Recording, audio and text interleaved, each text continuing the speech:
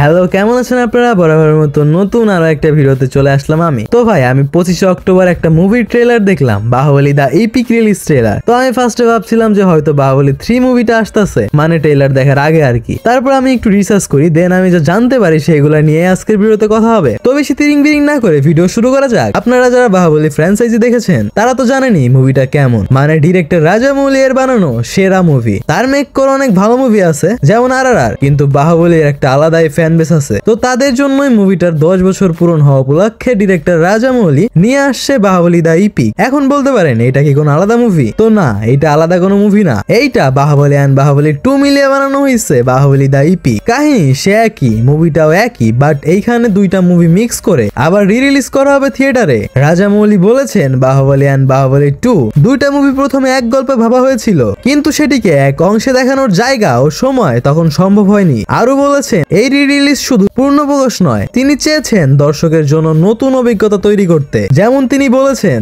আমি শুধু সেই মুভিটা আবার দেখাতে চাইনি যেটা মানুষ ইতিমধ্যেই দেখেছে, মানে হয়তো মুভিটায় আরো কিছু জিনিস অ্যাড করতে পারে রাজামৌলি। বাহুবলী দা ইপিক বাংলাদেশে মুক্তির সম্ভাবনা রয়েছে। বাংলাদেশ ভিত্তিক সংবাদপত্রে লেখা হয়েছে যে মুভিটা 31 অক্টোবর 2025 তারিখে বিভিন্ন দেশে বড় পর্দায় মুক্তি পাচ্ছে। তবে বাংলাদেশে ঠিক কোন থিয়েটারে বা কোন ডিস্ট্রিবিউটরের মাধ্যমে দেখানো হবে সে তথ্য এখনো স্পষ্টভাবে দেখা যায়নি। তো বাহুবলী দা বিগিনিং এর বাজেট ছিল 209 কোটি টাকা এন্ড বক্স অফিস কালেকশন হয়েছিল 754 কোটি টাকা। আর বাহুবলী 2 মুভির বাজেট ছিল 290 কোটি টাকা আর বক্স অফিস কালেকশন হয়েছিল 2100 কোটি টাকা। ভাবা যায়। যাই হোক, এখন দেখার পালা বাহুবলী দা ইপিক মুভিটার মোট কালেকশন আবার কত হয়। আপনার কি মনে হয় কত হবে? কমেন্ট করে জানান। আমি কিন্তু অনেক এক্সাইটেড মুভিটা দেখার জন্য। আপনি কি দেখবেন? কমেন্ট করে জানাতে ভুলবেন না। আর ভিডিওটা ভালো লাগলে ভিডিওতে একটা লাইক করে চ্যানেলটাকে সাবস্ক্রাইব করে দিন।